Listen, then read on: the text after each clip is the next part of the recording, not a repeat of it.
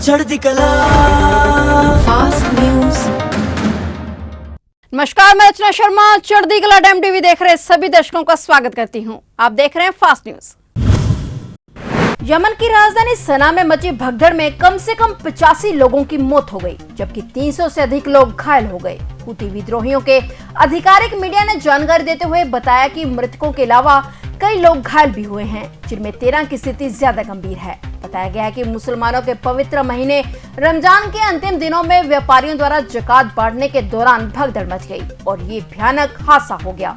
तो चश्मदीदों ने बताया कि इस जकात में एक स्कूल के सैकड़ों लोग जमा हो गए थे। यहाँ हर व्यक्ति को 5000 यमनी रियाल या भारतीय मुद्रा में कहें तो लगभग 1500 रुपए मिलने वाले थे। बहरहाल इस जकात कार्यक्रम को आयोजित करने के लिए जिम्मेदार 2 व्यापारियों को हिरासत में ले लिया गया है और मामले की जांच जारी है।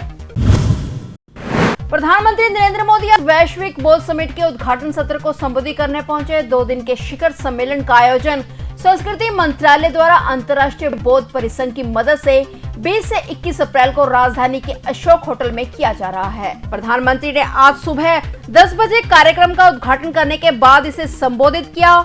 इस शिखर सम्मेलन में बौद्ध दर्शन के विचार की मदद से समकालीन चुनौतियों से निपटने के बारे में चर्चा होगी। यह वैश्विक शिखर सम्मेलन बौद्ध धर्म में भारत की प्रासंगिकता और उसके महत्व की जानकारी देगा, क्योंकि बौद्ध धर्म का जन्म भारत में ही हुआ था। इस 2 दिन के वैश्विक बौद्ध शिखर सम्मेलन का विषय समकालीन चुनौतियों के प्रति प्रतिक्रिया दर्शन से अभ्यास तक है।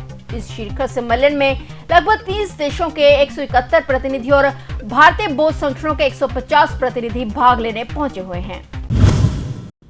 रोपड़ जेल में बंद मुख्तार अंसारी को लेकर बड़ी खबर सामने आई है। सूत्रों के अनुसार जेल में बंद आरोपी अंसारी को वीवीआईपी सहूलतें दी जाती थी, जिसे लेकर अब मामला गर्मा गया है। एडीजीपी लेवल के अधिकारियों की अगुवाई में जांच रिपोर्ट तैयार की गई, जो मुख्यमंत्री को भेज दी गई है। सूत्रों से मिली जानकारी के मुताबिक वीवीआईपी सहूलतें देने में जेल अधिकारियों पर रिश्वत लेने के आरोप लगे हैं। जब ये रिपोर्ट खुलेगी तो कई बड़े खुलासे होने की संभावना है। कई अधिकारियों पर गाज गिरने की भी उम्मीद है। गैंगस्टर से राजनेता बना अंसारी पंजाब की रूपनगर जेल में जनवरी 2019 से अप्रैल 2021 तक रहा। इस जेल में उसे वीवीआईपी लेवल की सुविधाएं दी गई। पंजाब विधानसभा में राज्य सरकार के जेल मंत्री रहे बैंस ने तो ये भी आरोप लगाया कि अंसारी और उसकी पत्नी सभी ऐशो आराम से यहाँ रहने आए थे। राज्य में आम आदमी पार्टी की सरकार आने के बाद भगवंत मान सरकार ने मुख्तार अंसारी की पैरवी पर खर्च और वकील दुष्यंत दवे को दिए जाने वाली 49,50,000 रुपए की राशि देने पर रोक लगा दी थी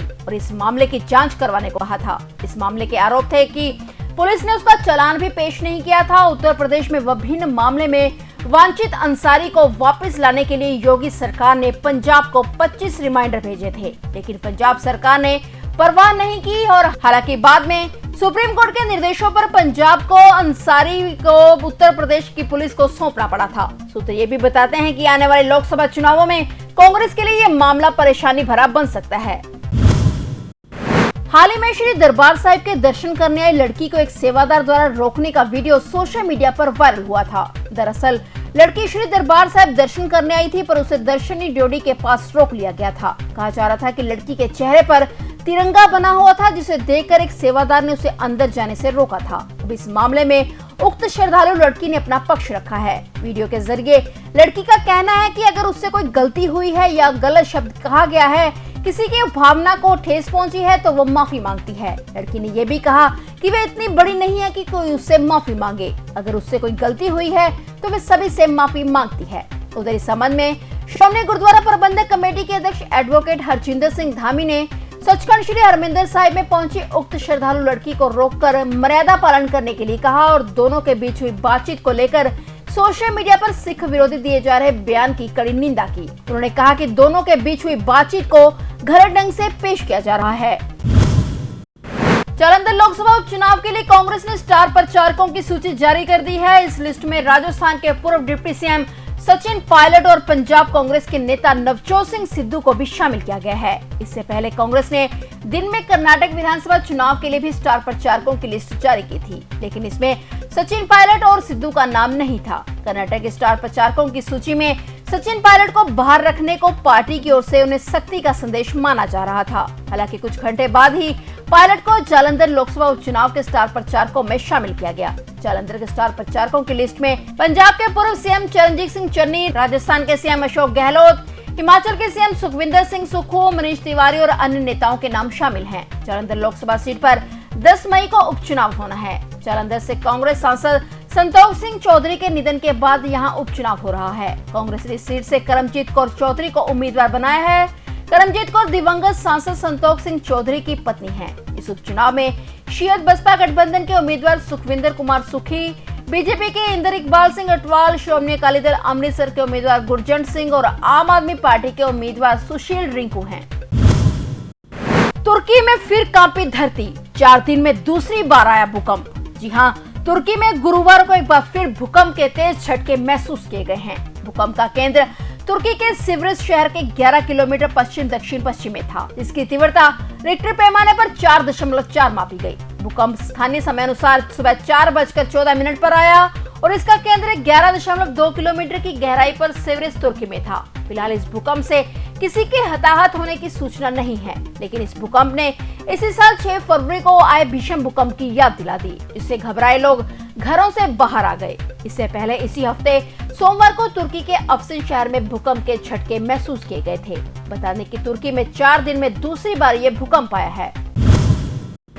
भारत से लेकर दक्षिण चीन और थाईलैंड तक इस साल की शुरुआत में ही उम्मीद से ज्यादा गर्मी पड़ रही है। हालात ये हैं कि भारत में प्रयागराज का तापमान 40.6 डिग्री सेल्सियस पर पहुंच गया और बांग्लादेश में भी तापमान 40 डिग्री सेल्सियस से अधिक दर्ज किया गया है। जलवायु विशेषज्ञ और मौसम इतिहासकारों ने चेतावनी दी है कि मौसम अभी और खराब होगा। उन्होंने असामान्य रूप से अधिक तापमान को एशियाई इतिहास में सबसे खराब अप्रैल हीट वेव के तौर पर बताया है। बता दें कि राजधानी दिल्ली में मंगलवार को 40.4 सेल्सियस तापमान दर्ज किया गया है। वहीं देश के कई हिस्सों में शुक्रवार तक लू जारी रहने की उम्मीद जताई गई है।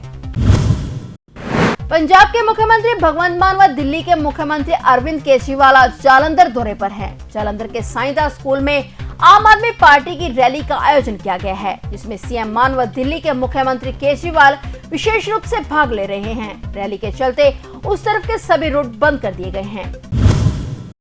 ग्लोबल मार्केट में कच्चे तेल की कीमतों में बीते 24 घंटों में बड़ी गिरावट आई है। ब्रेड क्रूड के भाव $85 से गिरकर $83 के आसपास पहुंच गए हैं। इस बीच गुरुवार को सरकारी तेल कंपनियों की ओर से जारी पेट्रोल डीजल की खुदरा कीमतों में भी बदलाव दिख रहा है। आज कई शहरों में तेल के दाम बढ़े हैं तो कुछ में नरमी भी आई है। सरकारी तेल कंपनियों के अनुसार यूपी के गौतम बुद्ध नगर, नोएडा, ग्रेटर नोएडा जिले में आज सुबह पेट्रोल 33 पैसे महंगा होकर ₹96.92 लीटर हो गया। यहाँ डीजल आज 32 पैसे चढ़कर ₹90.08 प्रति लीटर बिक रहा है। गाजियाबाद में आज पेट्रोल 32 पैसे सस्ता हुआ और ₹96.26 पर पहुंच गया है, जबकि डीजल 30 पैसे गिरकर ₹99.75 लीटर बिक रहा है।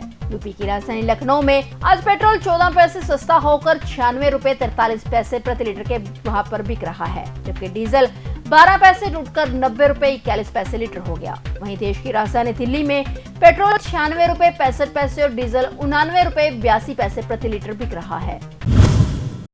केरल में वंदे भारत एक्सप्रेस के पहले ट्रायल रन के दौरान 2 मिनट की देरी करने वाले कर्मचारी के खिलाफ भारतीय रेलवे ने कार्रवाई की है। Semi high speed train Piravom station पर 2 मिनट ज्यादा रुकी थी क्योंकि सिग्नल देने वाले ने वेनाड एक्सप्रेस को पहला संकेत दिया। इसके बाद ट्रेन को यू टर्न भी लेना पड़ा। दरअसल ट्रायल रन के दौरान वेनाड एक्सप्रेस और वंदे भारत दोनों ट्रेन एक ही समय में पिरावोम स्टेशन पर पहुंची थी। जानकारी के मुताबिक अधिक यात्री होने के कारण वेनाड एक्सप्रेस को हरी झंडी दे दी गई। इस वजह से Vande Bharat train 2 minute late हो गई। इसके बाद कार्रवाई करते हुए रेलवे ने अपने 2 कर्मचारियों को सस्पेंड कर दिया था। हालांकि मजदूर संघों के हस्तक्षेप के बाद निलंबन रद्द कर दिया गया। पाकिस्तान आए दिन भारत की सरहद की ड्रोन भेजता रहता है। ताजा मामला अटारी के सरहदी गांव मुहावा का है, जहां के किसान के गेहूं के खेत में अचानक पाकिस्तानी ड्रोन आ गिरा। किसान ने फौरन इसकी सूचना पुलिस को दी और वहीं घरिंडा की पुलिस ने भी एक्शन लेते हुए पाकिस्तानी ड्रोन को बरामद कर लिया है। जानकारी के मुताबिक आज खेत में कंबाइन से गेहूं की कटाई की जा रही थी और इस दौरान गेहूं के खेत में एक पाकिस्तानी ड्रोन देखा गया। अभिषेक बच्चन और ऐश्वर्या राय बच्चन की बेटी आराध्या बच्चन ने दिल्ली हाईकोर्ट का रुख किया है। दरअसल आराध्या बच्चन की तरफ से दिल्ली हाईकोर्ट में 2 यूट्यूब चैनल और एक वेबसाइट के खिलाफ याचिका दायर की गई है। वहीं अभी इस पर सुनवाई होने जा रही है। बता दें कि बच्चन परिवार की तरफ से कहा गया है कि आराध्या के स्वास्थ्य को लेकर कुछ फर्जी जानकारी इस YouTube चैनल और वेबसाइट पर चलाई गई, जिसके चलते यह याचिका दायर की गई है। बच्चन परिवार ने दिल्ली हाई कोर्ट में दाखिल की याचिका में YouTube टैबलॉइड के खिलाफ एक्शन लेने की बात कही है, जिन्होंने आराध्या की हेल्थ को लेकर फर्जी खबर चलाई। परिवार ने याचिका में कहा कि उनकी बेटी माइनर है, उनके खिलाफ ऐसी नेगेटिव खबरें परेशान करती हैं। फिलहाल फास्ट न्यूज में इतना ही, और नए समाचारों के साथ फिर से हाजिर होंगे। तब तक के लिए देखते रहिए चढ़ती कला टाइम टीवी। चढ़ती कला फास्ट न्यूज।